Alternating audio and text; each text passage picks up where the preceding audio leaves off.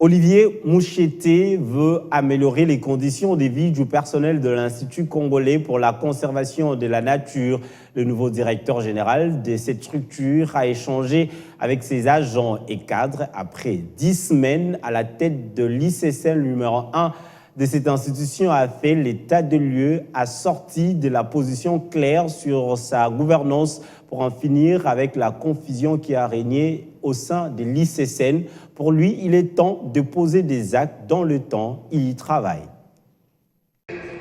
10 semaines après sa prise de pouvoir à la direction générale de l'Institut congolais pour la conservation de la nature, Olivier Moucheté a choisi cette grande salle du jardin botanique pour échanger avec les agents et cadres de cette entreprise.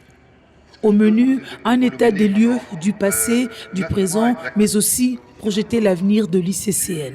Plusieurs questions pendantes liées à l'amélioration des conditions de vie du personnel, également la situation administrative, juridique et financière qui ont trouvé des réponses satisfaisantes pour une gestion efficace et durable dans le temps.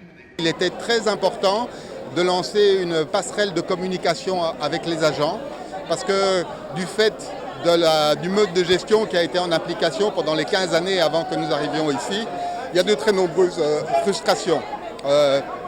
De nombreux agents sont à la maison, ils ne comprennent pas qu'est-ce qui se passe. Et donc il était très important de se mettre à leur disposition pour les écouter, entendre ce qu'ils ont à dire, au moins ici à Kinshasa, en attendant qu'on ait la possibilité de faire parler tout le monde. Parce que ça, c'est une de mes grandes préoccupations, c'est que tout le monde ait la possibilité de s'exprimer. On hérite d'une situation qui est là depuis plus de 15 ans et on est là depuis 10 semaines. Donc je l'ai dit d'entrée de ma communication, je ne suis pas un magicien qui vient avec une baguette magique pour tout changer en 3 jours. Ce n'est pas comme ça que ça va se passer. Il y a un certain nombre de processus que nous devons mettre en place.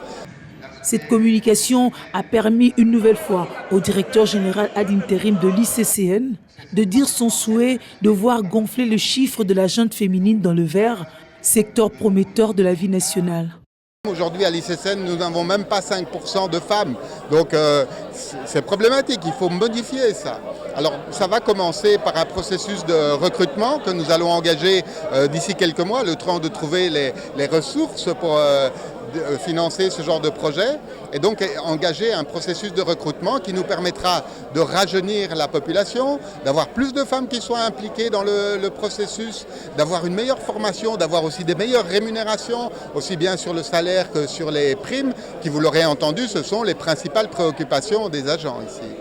Ce franc échange entre le DG de l'ICCN et le personnel a rassuré à 1500 nouvelles unités sur leur mécanisation incessamment.